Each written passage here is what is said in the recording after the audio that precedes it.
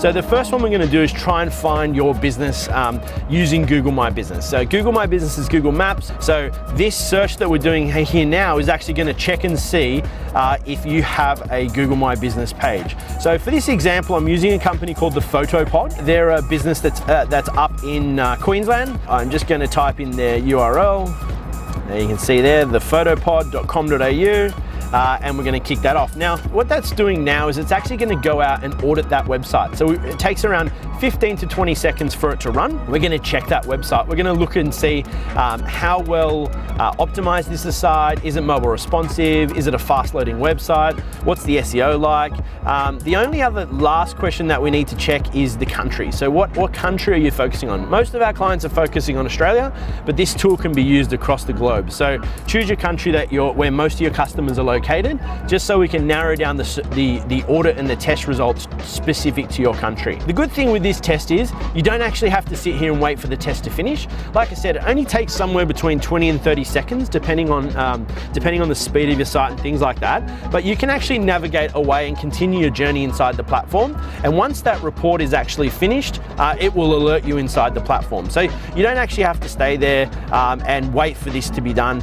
You can continue on. Now, I've got two different options down here. I can either go to the home page or I can actually connect to Google. So if I go connect to Google now, it's going to ask me what I want to connect. And here I can go in and I can connect up to Google Analytics, Google Search Console, Google My Business, and Google AdWords. Now, if you don't have one of those things, just simply don't tick it.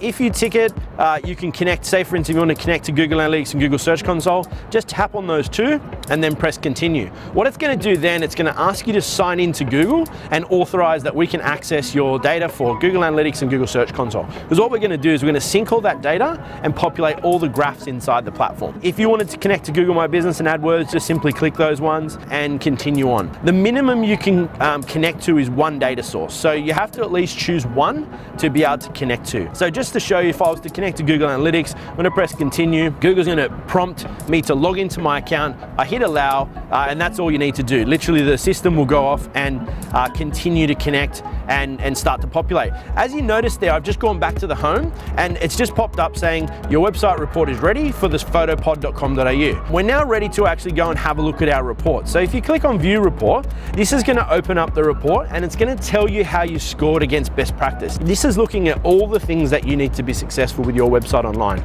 So are you using great content? How's your headings on the website? Are they clear? Can the search engines read it? Can customers read it? Do you have a Google My Business page? Are you using video on your website? Is your website mobile responsive?